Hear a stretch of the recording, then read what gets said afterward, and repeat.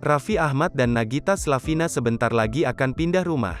Orang tua Rafatар dan Ryan Zap pun membagikan sebagian barangnya pada karyawan RANS Entertainment.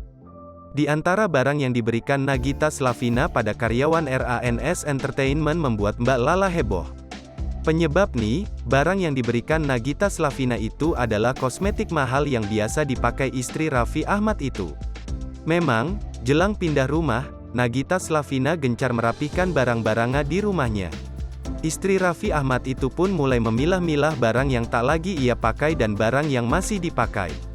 Tak sendirian, artis berjuluk Sultan Andara itu pun meminta bantuan pengasuh Rafattar, Mbak Lala untuk menyortir barang.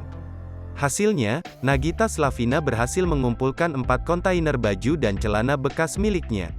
Selain baju, Nagita juga mulai membereskan make up yang ia miliki agar meja rias di rumahnya tertata rapi.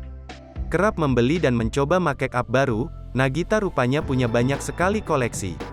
Karenanya saat disortir, Nagita mendapatkan 2 kantong besar kumpulan make up termasuk kosmetik dari merek-merek ternama.